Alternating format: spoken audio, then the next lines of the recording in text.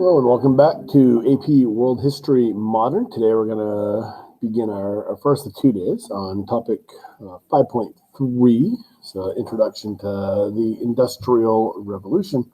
And really just going to be doing a little overview and doing a little skill practice, playing with causation today. So explain the environmental factors that contributed to the industrialization 1750 or from 1750 to 1900. All right, so what does this mean? This is what is given to us from the College Board. These are our key concepts for the course, the curriculum.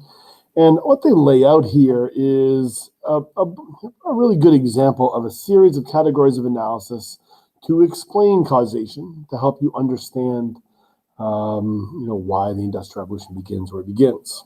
All right, so we're going to get into all these and kind of talk about these, and I'll run through them, make sure we understand what all of these are. All right, so once again, because my students are currently returning back from our winter break, we are in the modern period of 1750 to 1900, our third time block, and of course we are getting into what would truly be considered a divergence in history. Life dramatically changed as a result of the Industrial Revolution. Of course, it impacts a society's culture, its social hierarchies, obviously the economy and the government. It's life truly was different. On the other side of this particular moment. So it's kind of an interesting topic to look at in that regards. And of course, once again, this meme works because one of the categories of analysis for why the Industrial Revolution begins has to do with access to capital. And and what is that referring to? That is referring to the middle class, or what we will, when we get into a couple of topics down the road, we'll really start using that word bourgeoisie. So we use this meme, I guess, for the French Revolution, right? Because it is the middle class, that is so integral in initiating the first stage of the French Revolution in 1789. And of course, this is a super important group in looking at why the Industrial Revolution happens. All right, so this is looking at these different categories that cause the Industrial Revolution to happen. So you can consider these as preconditions. So in order for the Industrial Revolution to take place, these things have to be in place, or there needs to be a way to overcome the deficiencies. All right, so what are we talking about here? We're talking about access to waterways. Let's start with that one. Right, so England has over 1,000 miles of navigable rivers. Canals were already in existence before this time period, and of course, we're going to see a real explosion in building, of these things, afterwards. All right, access to some specific raw materials, specifically coal, iron, timber. And of course, before 1700, coal was readily available on the surface of many places in northern and western Great Britain. So, and of course, once you start having to dig into them, then you have the problems of water, and this is going to force technological innovation to take place. Private property, right? Private property. As a precondition for industrialization, this is one of these ones that is intertwined. Do you have a strong centralized government that can enforce private property rights? Do you have access to capital? Because private property, why does it really matter? Because are people going to invest their money? If private property rights are not protected.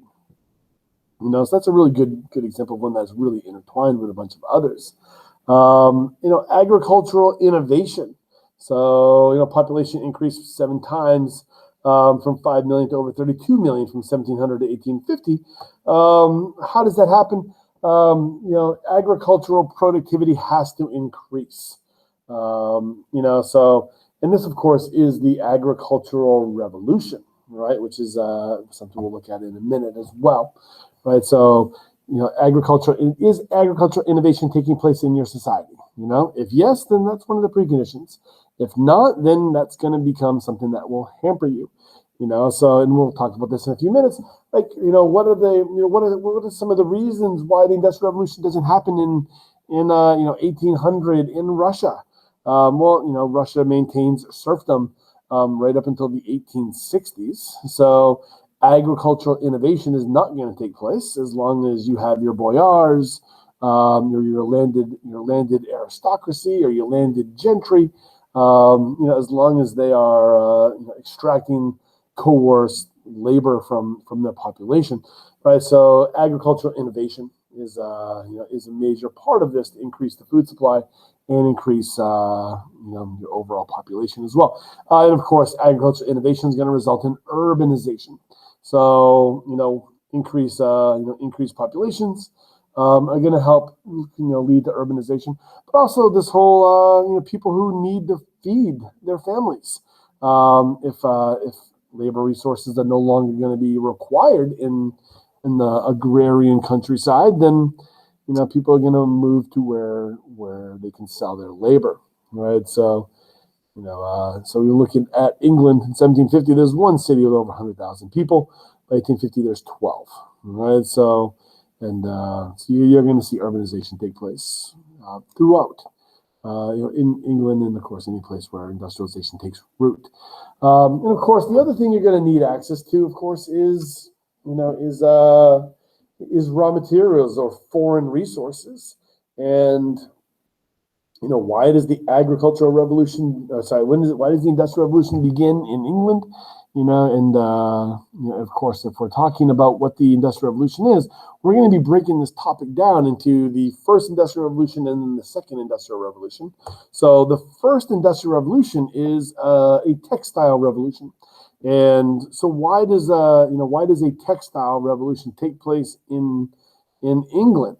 You've probably seen the beautiful cotton fields of England or Wales or obviously you have not, right? So, how do you get access to cotton in order to feed a textile revolution? Empire is an easy way to do this, right? You don't need to have empire, but access to foreign resources is the necessary thing. Empire simply makes it possible, much easier. So when the Industrial Revolution is beginning, when this textile revolution is beginning, you are talking about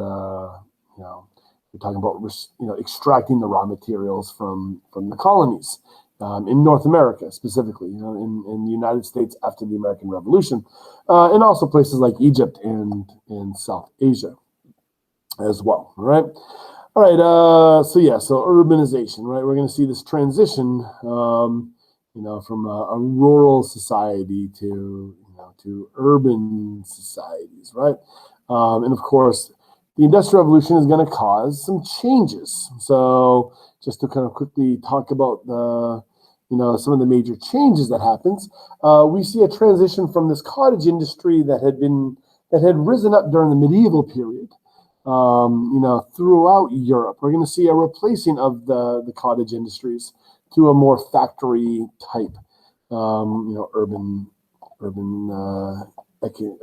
economy. And there's a whole bunch of reasons for this, and the agricultural revolution is a nice place to start. So when you're looking at this, British agricultural productivity will skyrocket during this time. All right, so let me just kind of pop up, because the easiest way to maybe do this is kind of just draw this out for you a little bit. All right, so what are we talking about here when the agricultural revolution?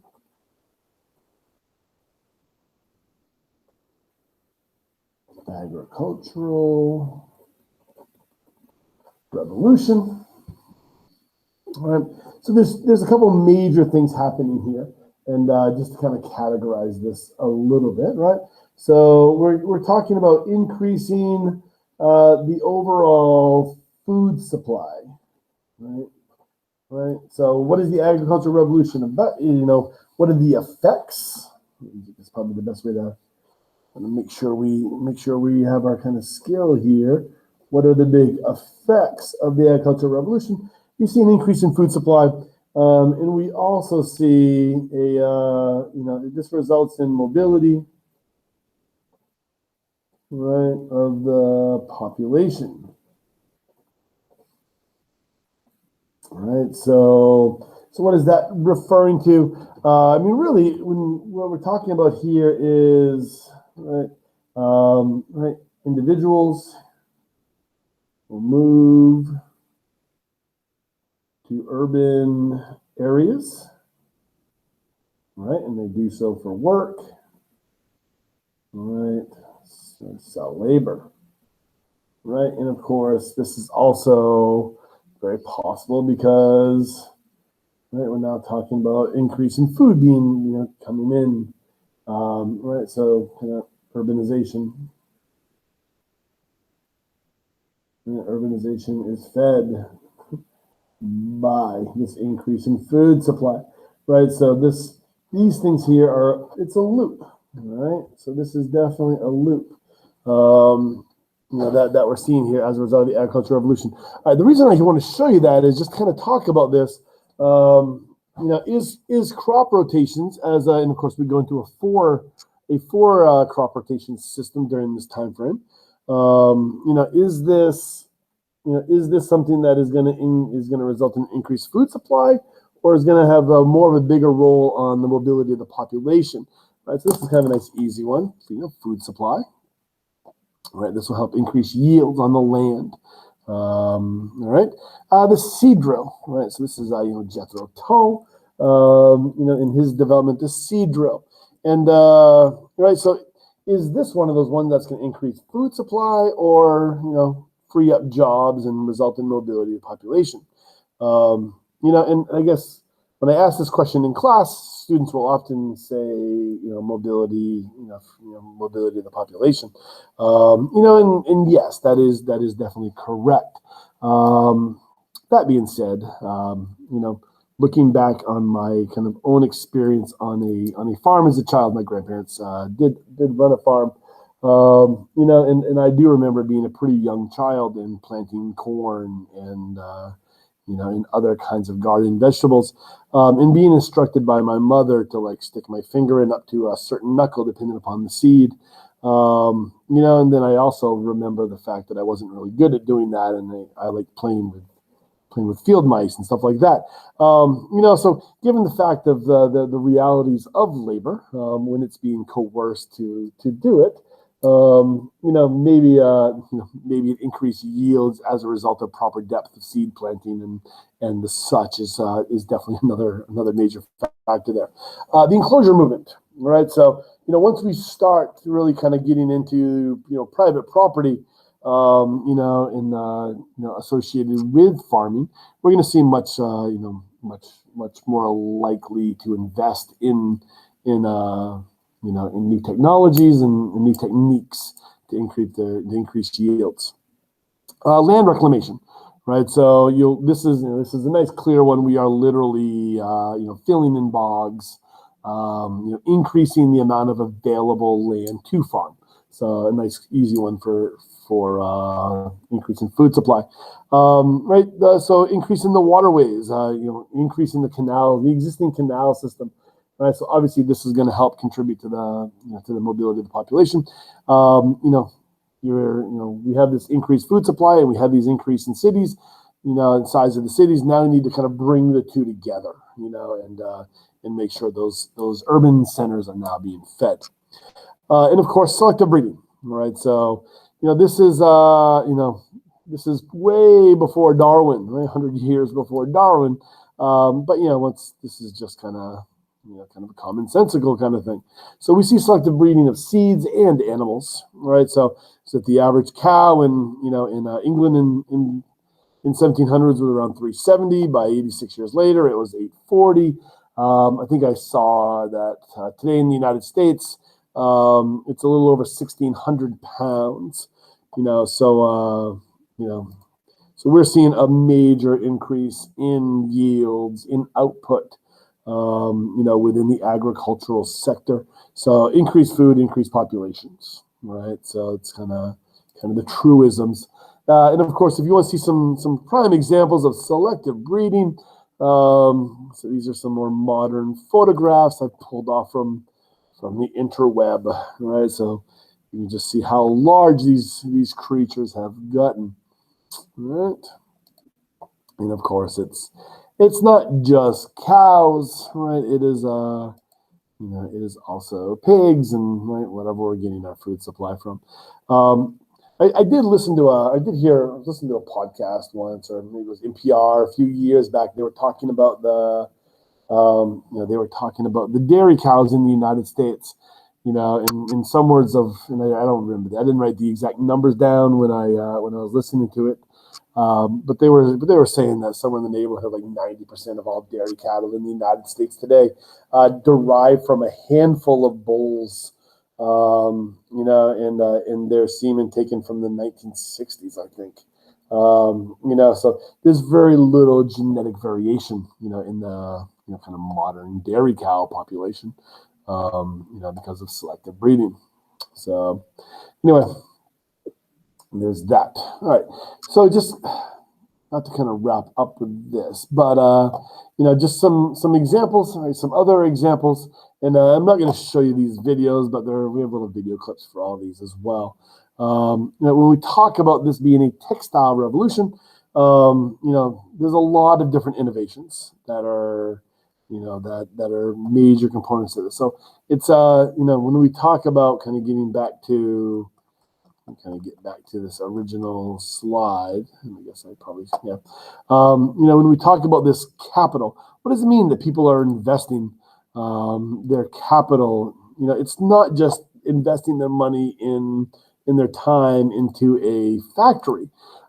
It's also investing into innovation, right? So the fly-in shuttle is a simple invention, that was invested in, and major innovation during this time, and of course, you take the spinning wheel, so the spinning wheel has been around for hundreds and hundreds of years, before the Industrial Revolution. This is when we talk about, South Asia being the dominant textile producing place on the planet. Before the Industrial Revolution, right, the spinning wheel is what we're talking about. And then we see a very simple innovation by Hargreaves, right? And and we see we see the spinning jenny. So here are a handful of the major innovations which provide the foundational causes of the Industrial Revolution. So flying shuttle, spinning jenny, spinning frame, the water frame, and a lot of these topics, or some of these topics, were covered by the project that was completed over break.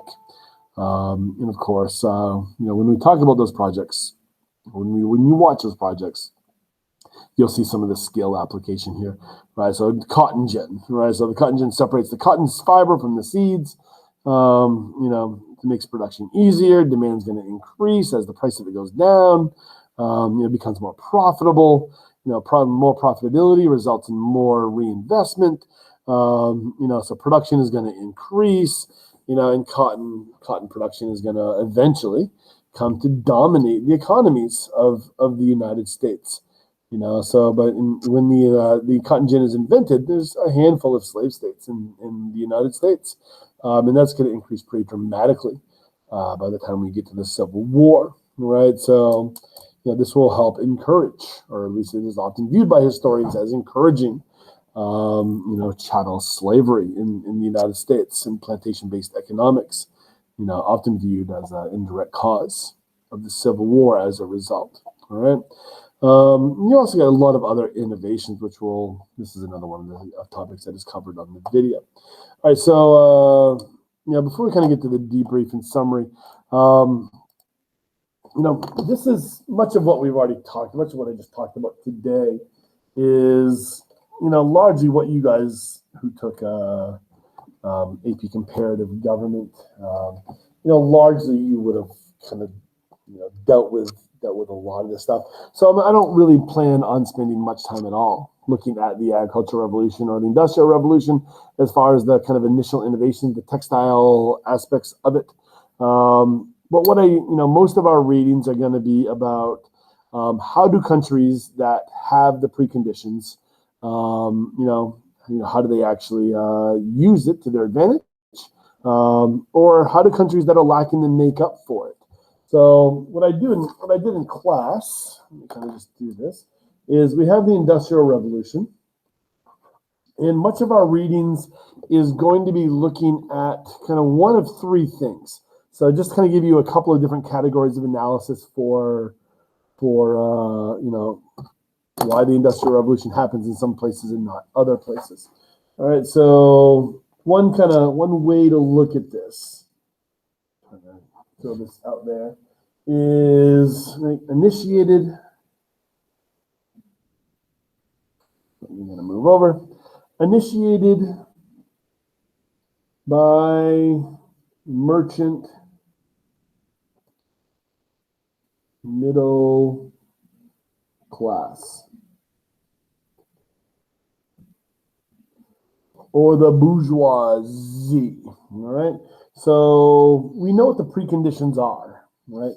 And I guess we probably should should just kind of put this up here, right? Preconditions for industrialization.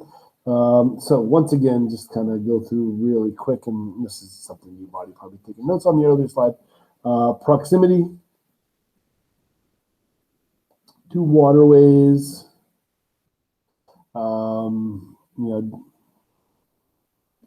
distribution of essential raw materials like coal, timber, iron, right? Urbanization, right? Urbanization is a process, people moving from the countryside into the cities, right? Improved agricultural techniques. Is there innovation? Right? Is there innovation taking place? Societies that are dependent upon coerced labor systems for agriculture, typically not going to see a lot of innovation.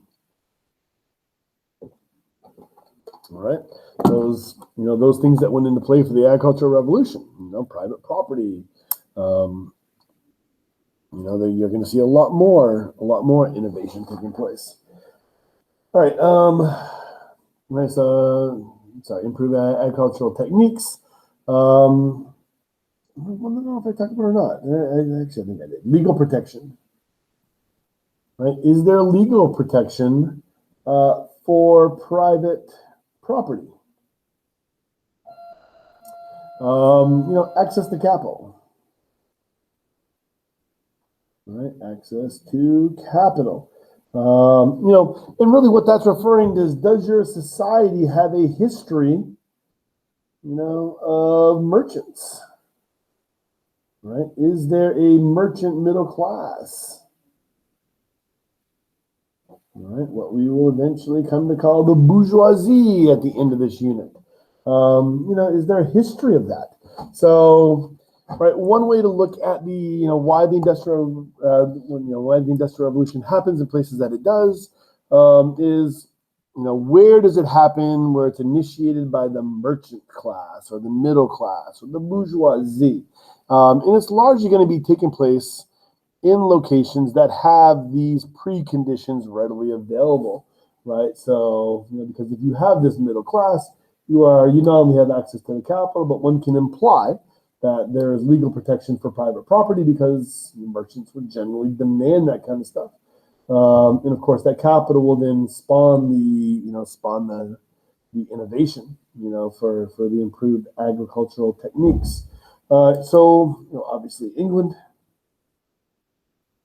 right? England, Scotland, right? Just kind of and generally what we would call today the UK. All right. Also, Belgium. Right, we're going to see this happen. Obviously, the United States is another place where it's going to happen, or where it's going to be initiated by by the middle class. All right. Another way to kind of look at this, right, is it's initiated by the government. All right. So initiated by the government. So let's just kind of put government. Government intervention. Right? Does the government push it to happen? Right? Does it force it to happen? You know, and there's obvious examples of this that we're gonna be reading about in our homeworks. So, like for example, Russia. Right? So, like, why doesn't it happen in Russia? Why doesn't the merchant bourgeoisie class in Russia initiate the Industrial Revolution? And I mean, the obvious one is they don't have the access to the capital. Right, so why don't they have access to the capital? Because there is not a tradition of merchant middle class, right, in Russia. You know, when this whole thing starts. So you take around the year 1800 or so. Russia is, you know, in a lot of ways, you know, still very feudal, or serfdom is still the norm there. And this, you know, serfdom will exist in Russia right up until the early 1860s. You know, when serfdom will eventually be abolished. So, you know, the boyars are controlling society, you know, and so how does Russia overcome this? You know, obviously they need to get rid of some of the preconditions that are preventing innovation from happening. So serfdom will be abolished in 1862, and then you're going to see, you know, how do you get past this lack of access to capital, because you don't have a tradition of merchants in your society. They're going to invite in foreign capital. You know, so foreign capital is going to be invited in from England and France and places like that. So, you know, foreign investment will get the wheel turning for the Industrial Revolution in Russia. Japan's another good example. You know, so in 1800, what are we talking about? We're talking about the Tokugawa shogunate, right? The Tokugawa shogunate. You know, and they're lacking many of these preconditions, right? So very, you know, they are still, you know, serfdom still exists there. So a lot of those, failures of precondition that Russia has, Japan's also going to, but you also have some kind of additional issues as well in Japan. So we'll be looking at that as a case study as well. You know, and I guess another good example is Egypt, which we'll be kind of looking at that as one of our case studies as well. So Egypt is another good example of industrialization that does happen through government, right, government intervention. And then we're also going to kind of look at a third category, you know, and this is almost kind of one that we are going to really flush out better in the next unit. You know, but where is there resistance to industrialization? Right? Where is there resistance to industrialization, even though most of the preconditions are present? You know, and China is a really good example, right? So China, put that there. Let's just restart that one. So China, and of course, specifically, we're talking about the Qing dynasty still, right? So Qing China is one of the examples, and of course, the Ottomans is another good example, right? Is the Ottomans. So you're going to see resistance, and the Ottoman will maybe do a little better job at kind of blurring the lines a little bit between the government intervention and the resistance, right, to it. So as we do our readings for the next, I mean, really for all of Unit 5 from this point on, you know, it is assumed that you understand industrialization and textile aspects of this kind of first wave, and you know the whole preconditions of it. What you really need to be kind of focusing on now is how does the Industrial Revolution spread? and using these as your kind of primary categories of analysis. I'm going to zoom out on this a little bit for you. Kind of using these as some basic, categories of analysis. As you do your homeworks, use this as a way to fill in and look for evidence to support these categories of analysis, right? If you're using this as an assertion, okay. All right, let's kind of wrap this up. All right, so key takeaways. The Industrial Revolution started in England and Britain because of a unique set of circumstances. It has those preconditions, which I think we beat that one down pretty good, right? So the development of the factory system, concentrated production in a single location, right, led to an increased degree of specialization of labor. And of course, people are free in England at this time to sell that specialized labor, that knowledge, right? So there's that. And the above can provide good categories of analysis as well if you're making comparisons. So if you're looking at why industrialization happened in one place and not another, you can use these as categories of analysis for your comparison, right? So England was able to industrialize where Russia was not, as a result of their as a result of the differing access to foreign resources. Be a simple way you could kind of put that, right? All right, so feel free to use these as categories of analysis. If you're kind of making these comparisons, or if you're looking at causation, you can definitely use one or two of the ones that I just went over. All right, that is it for today. Sapriati.